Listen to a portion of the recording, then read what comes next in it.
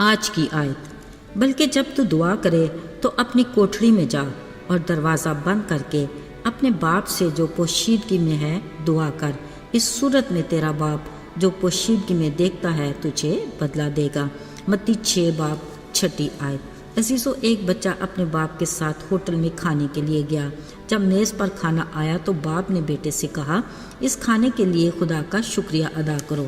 بیٹے نے بڑے ہی معصومانہ انداز سے دعا کی اور آخر میں یہ کہا، اے خدا، اگر کھانے کے بعد مزے کی ٹھنڈی آئس کریم بھی مل جائے تو بڑا ہی اچھا ہوگا۔ دوسری میز پر بیٹھی عورت نے بچے کی دعا سنی تو بولی، ذرا دیکھ لیں آج کل کے بچوں کا حال، خدا کو مذاق کرنے سے بھی باز نہیں آتے۔ ادھر باپ بیٹے کا کھانا ختم ہوا تو باپ نے چپکے سے ویٹر کو آئس کریم کا آرڈر دے دیا۔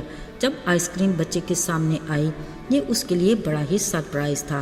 اس نے خوش ہو کر پاس کی میز پر بیٹھی عورت سے کہا، دیکھا نا آنٹی، میں نے آئس کریم کے لیے خدا سے دعا مانگی تھی، اس نے مجھے دے دی۔ آپ کو بھی جو چاہیے خدا سے مانگیں، وہ آپ کو بھی ضرور دے گا۔ میرے عزیزو، دعا کا مطلب ہے خدا سے باتیں کرنا۔ یاد رہے، باتیں کرنے میں بھی طریقہ سلیقہ ہونا چاہیے۔ عزیزو، یاد رہے کہ ہم باتیں کرتے ہیں اپنے آسمانی باپ سے جو قادر مطلق اور تعظیم کے لائق ہے، اگرچہ وہ ہمارے ٹوٹے پھوٹے الفاظ بھی سن لیتا ہے، کیونکہ اس کی نگاہ تو صرف ہمارے دل پر ہے نا۔ پر یاد رہے، ہمیں خدا کے ساتھ گفتگو میں صاحب تمیز ہونا چاہیے۔ ہاں، وہ خود بھی ایسے رویے کو پسند کرتا ہے۔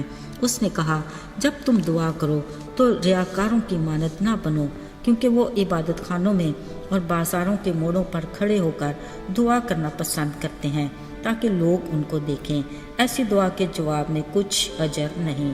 خدا نے یہ بھی کہا، دعا کرتے وقت غیر قوموں کی طرح بک بک نہ کرو، کیونکہ وہ سمجھتے ہیں کہ بہت بولنے کے سبب سے سنی جائے گی۔ یاد رکھو، خدا باپ جانتا ہے کہ ہم کن چیزوں کے محتاج ہیں۔ یسوع نے اور بھی خوبصورت انداز بتایا کہ اپنی کوٹھڑی میں جا کر باپ سے پوشیدگی میں دعا کر تاکہ تجھے بدلہ ملے۔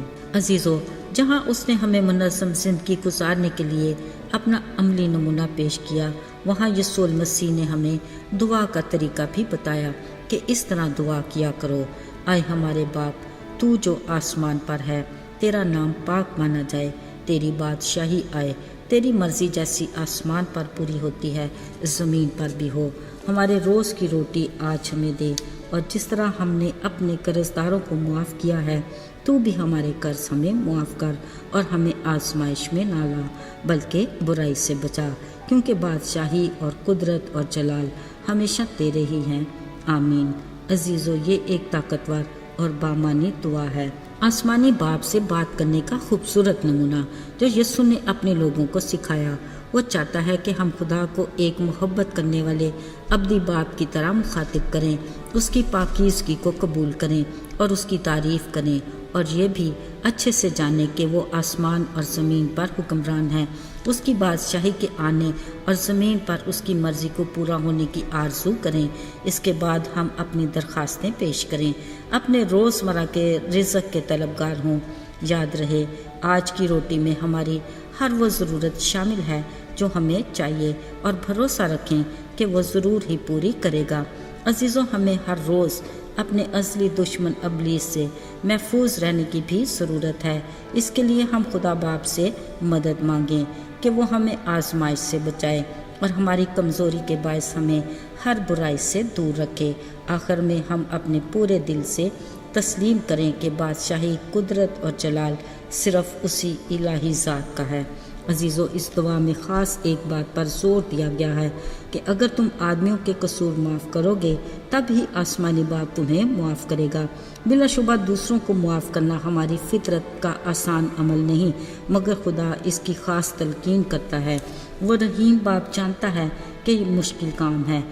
اگر تو ہم حقیقی طور پر عملی مسیحی ہیں تو پھر ہم کھلے دل کے ساتھ یہ کہہ سکتے ہیں کہ میں اپنے خداوند میں سب کچھ کر سکتا ہوں۔ یاد رہے، محبت اور معافی ہمارے مسیح کا خاصہ ہے۔ اس نے اپنے ان دشمنوں کو معاف کیا جس کا اس نے کوئی قصور بھی نہیں کیا تھا، اس لیے وہ چاہتا ہے کہ کہ اس کے لوگ اس کی مانند بنے۔ خیال رہے اگر ہماری زندگی میں کوئی ایسا شخص ہے جس کو ہم نے اب تک معاف نہیں کیا، ساتھیوں آج خدا کا ہمارے لیے یہ پیغام ہے کہ اگر ہمیں اپنے لیے معافی چاہیے تو پہلے ہم دوسروں کو معاف کریں۔ خداوند ہمیں ایسا کرنے کی توفیق عطا فرمائے، آمین۔ آئیے دعا کریں۔ اے ہمارے آسمانی باپ، ہم تیرے پیار کے لیے شکریہ ادا کرتے ہیں کہ تو ہمارے کاموں کے مطابق ہم سے سلوک نہیں کرتا بلکہ ہمیں معاف کرتا ہے۔ ہمیں بھی توفیق عطا کر کہ ہم بھی کھلے دل سے دوسروں کو معاف کریں۔ یسوع کے مبارک اور بابرکت نام میں مانگتے ہیں، آمین۔